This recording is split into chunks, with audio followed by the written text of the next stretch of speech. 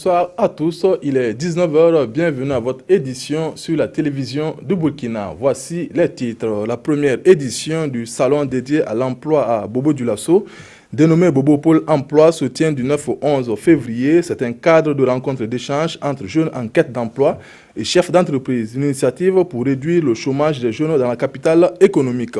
Et puis l'UNICEF renforce les capacités opérationnelles des districts sanitaires de la région du Nord. Cet organisme onusien a offert des kits de réanimation pour nouveau-nés et aussi des kits de formation au profit des agents de santé commis à cette tâche.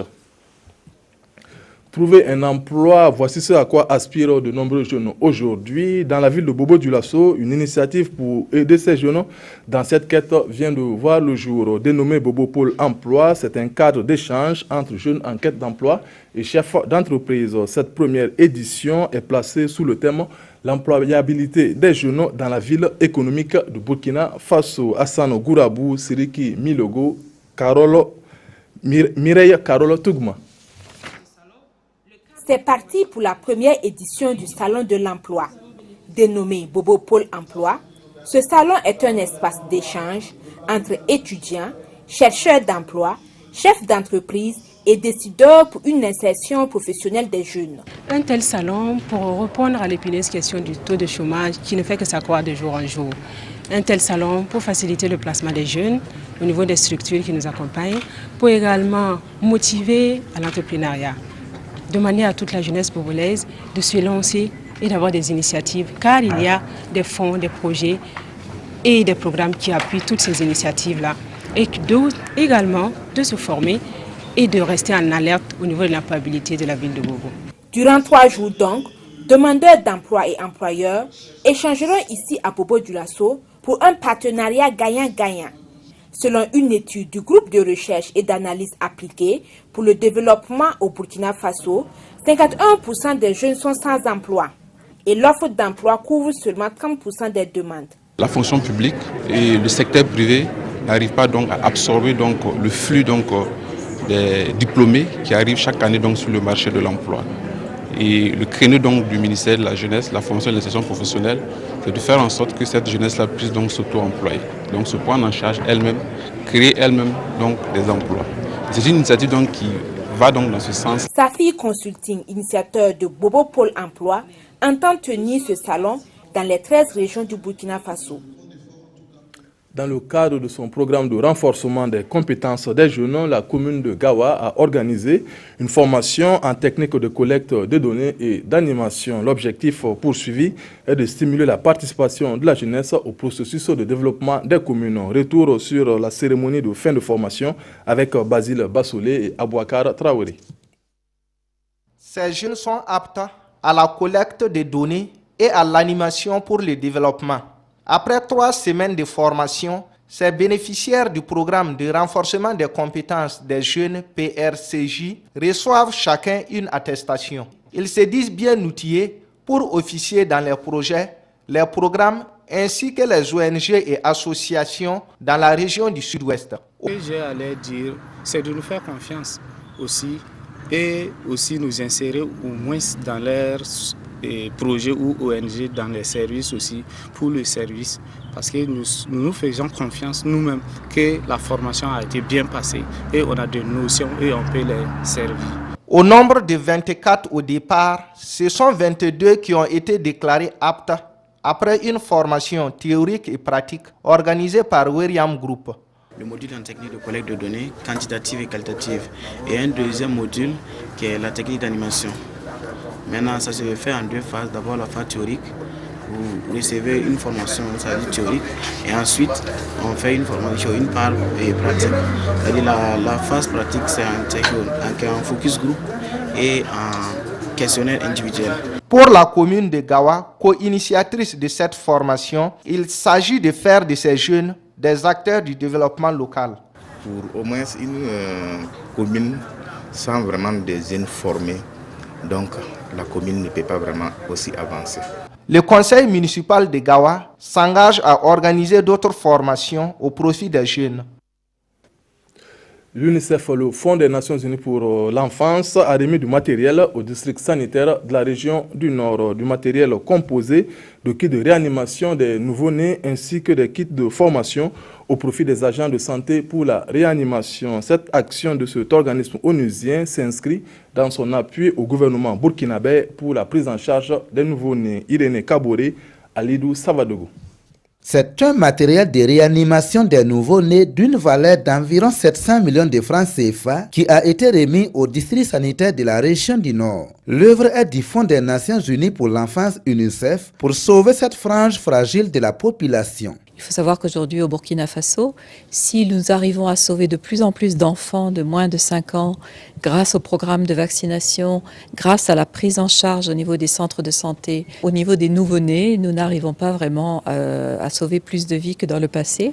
Et il est très très important pour le pays et donc pour les partenaires du pays tels que l'UNICEF de se concentrer sur cette période de vie particulièrement fragile qui est la naissance et de faire en sorte que dans toutes les structures de santé de la région Nord, nous ayons le matériel nécessaire à la réanimation des nouveau-nés. Ce don est une réponse à un besoin exprimé par les responsables sanitaires de la région pour une meilleure prise en charge des nouveau-nés. Ce matériel que nous recevons ce matin va permettre de renforcer donc les compétences des agents. Ce matériel va également permettre donc de renforcer la qualité donc de la prise en charge au niveau donc des CMA et au niveau donc de l'ensemble des centres de santé dans les 6 districts donc, de la région. Ce matériel va aussi contribuer à la réussite de la mise en œuvre de la gratuité des soins selon les responsables de la santé du Nord. L'UNICEF intervient aussi dans les domaines de l'éducation dans cette partie du Burkina. Le département de la formation continue de l'association chrétienne de secours et d'aide au développement a organisé un séminaire au profit de ses membres. Objectif, outiller ses serviteurs sur les bonnes techniques pour faire prospérer la parole de Dieu. C'est d'Ilarien Maximo Zongo.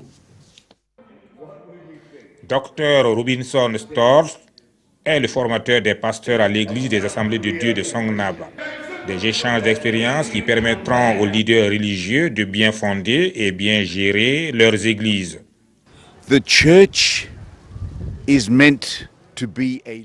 L'église est un organe vivant. Un organe vivant doit croître. S'il ne croît pas, il est menacé de disparition. Alors, c'est pourquoi je suis là pour donner des conseils, des outils aux pasteurs pour leur permettre de trouver les voies et moyens pour faire croître leurs églises. Les pratiquants sont venus du Mali, du Niger, du Togo et du Burkina. Au sortir de cette formation, ces serviteurs de Dieu devraient être mieux outillés pour prêcher l'Évangile. Le Sion 2017, semaine de prière, d'adoration et de formation, a été lancée à Ouagadougou ce 7 février par le temple évangélique Grâce et Victoire. C'est une rencontre spirituelle qui vise à mieux faire connaître les missions sociales de l'Église et à donner plus d'enseignements sur Dieu. Sié de la Rayenne, Mariam Dao, Bouma Ernest Nédier.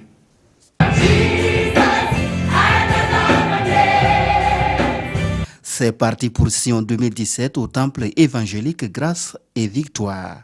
Inscris-toi dans la dynamique de Dieu, c'est sous ce thème que se tient cette 4e édition.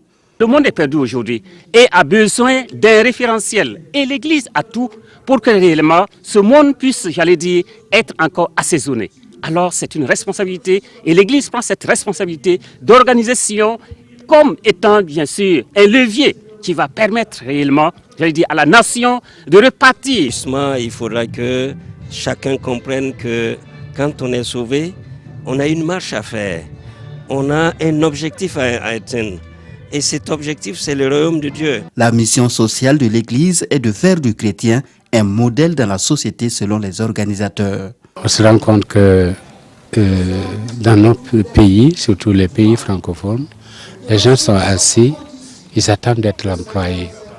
Et nous sommes dit, pourquoi ne pas instruire nos gens, les former, afin qu'ils s'auto-emploient, qu'eux-mêmes deviennent employeurs au lieu d'être des employés. Et ils peuvent le faire. Et pendant cette semaine, Et ce que nous appelons la dynamique du royaume des cieux, c'est voir quels sont les éléments à la disposition du chrétien pour qu'il ne soit pas en reste de la société, mais qu'il soit la tête. Parce que c'est la promesse qui a été faite, tu seras la tête et non la queue. À cette édition, plusieurs thèmes de formation sont au programme. Il s'agit entre autres de la raison d'être du chrétien dans l'Église et dans la société, de l'Église et son environnement économique et social. Mais pas en pratique et tous ces commandements et toutes ces... Du sport pour clore cette édition. Après la trêve canon, le championnat national de première division a repris ses droits. Pour le compte de la 9e journée, la GEB et les Faux se sont neutralisés sur un score de 0 but partout au stade Obi de Bobo Dioulasso. Un score qui reflète la physionomie du match. Yaya Dembo Tamboura. Difficile semble la reprise du championnat national après la trêve CAN. Pour ce match de la 9e journée, la GEB en rouge et les Faux ont du mal à s'exprimer. Seulement 2 occasions de but en première période. Celle des jeunes espoirs de Bobo à la 8e minute. Coup franc de Zakaria Fofana. Le portier Gibril Koné est obligé de s'employer. Les Bleus Blancs répliquent à la demi-heure. Blaise Yamego arme au-dessus. Ce sera tout pour les 45 premières minutes. Revenu des vestiaires, la GEB se signale de nouveau d'entrée de jeu. Ilas Sawadogo pèse de tout son poids sur la défense des stylistes. Ici, c'est encore le portier qui sauve les siens au prix d'une claquette. Ilas Sawadogo qui va être contraint d'abandonner ses camarades suite à ce deuxième carton jaune, synonyme de rouge, à un quart d'heure de la fin du match.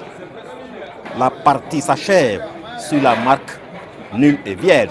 Je pense que c'est bon à prendre puisque vous savez que c'est le début du championnat. Donc un bon match nul, bon, je pense que c'est bon à prendre. C'est la reprise. On se dit que bon, physiquement, nous sommes en train de préparer physiquement pour revenir. C'est pas facile. Bon, c'est une reprise. Vous savez que les premiers matchs là sont toujours très difficiles. Donc je me dis qu'avec le prochain match, nous allons revenir. On se prépare pour venir gagner. C'est comme ça notre objectif. Mais malheureusement, ça s'est mal passé. Bon, c'est la reprise. Après quand même un mois de trêve. Et les automatismes ont du mal à prendre. C'est un peu triste, mais je pense qu'il y a encore du boulot. Il faut travailler pour que les garçons soient en jambes. La GEB et les Faux ont eu les jambes lourdes à cette rencontre. Une rencontre qui fut très physique. C'est tout pour ce soir. Merci de votre attention. Le 20h, c'est avec Peggy Wedraogo. Bonne suite de programme. Bonsoir.